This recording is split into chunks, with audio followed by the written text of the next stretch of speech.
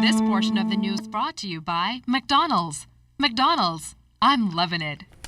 Government is engaged in discussions with developers to strengthen the resurgence of over-the-hill communities. Prime Minister, the Right Honourable Perry Christie, revealed Sunday that he and National Security Minister Dr. Bernard Nottage met with a group of people interested in redeveloping over-the-hill, areas in which both have responsibility for. Prime Minister Christie views it as an opportunity to transform the neglected and deteriorating communities like what was done in Harlem. It's something that we can do, something that we must do, and Dr. Nottage will be speaking to the church leaders, and within this broad area that we represent, with a view to our actually mobilizing the support so that the government can in fact move forward. And so I really want to be able to say, for me it was timely. I thought of the great possibilities and the great outcomes, and how if we attack the physical deterioration over here, we're also going to be at the same time uplifting the spirits and the minds of people to occupy those buildings.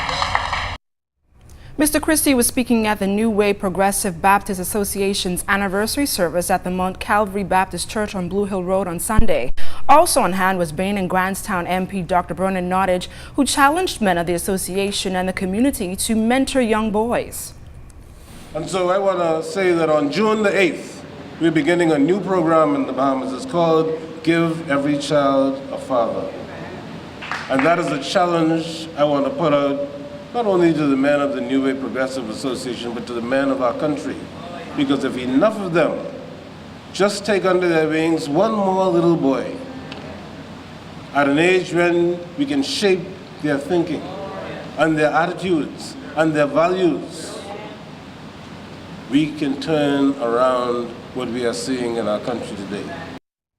The Red Cross is expanding its food assistance program to meet the needs of the less fortunate in New Providence and the Family Islands.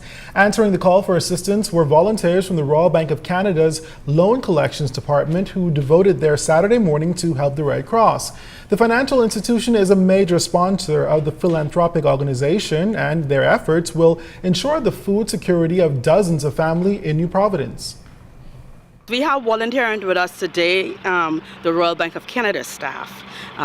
They called in apparently on Thursday, just on Thursday they called, and I knew we was going to do this food parcels, and they needed to volunteer some time to Red Cross. And so it was so timely that they will call us on Thursday. So we asked them to just come in today and to assist us with this venture that we're doing.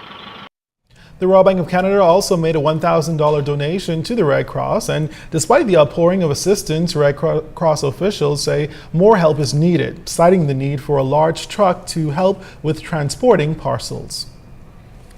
A fun-filled day in Eastern New Providence on Saturday as residents came together for a community fair. And the CAC softball team back home after finishing with a 1-4 record in Colombia. You're watching The Bahamas Tonight. This portion of the news was brought to you by McDonald's. McDonald's, I'm loving it.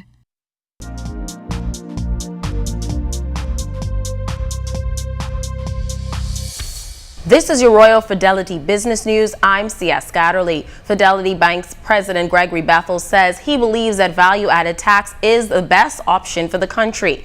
However, he encourages the government to make a decision on the details, stick to it, and once the funds are collected, ensure that the money is spent wisely. In other business news, there's another business outlook on the way, this time on the island of Andros. Prime Minister Perry Christie is expected to deliver the keynote address at the 3rd Andros Business Outlook under the theme Charting a Course for Growth in Andros in 2014. It's scheduled to take place next week, Tuesday, at the Love at First Sight Hotel and Restaurant. The one-day seminar will focus on economic growth and development. And in international business news, the European Commission has raised its growth for the EU by an estimated 1.6% this year. The Commission also expects the job market to continue to improve, forecasting EU unemployment will fall to 10.1% this year. Back in March, the rate was 10.5%. This has been your Royal Fidelity Business News. I'm C.S. Scatterly.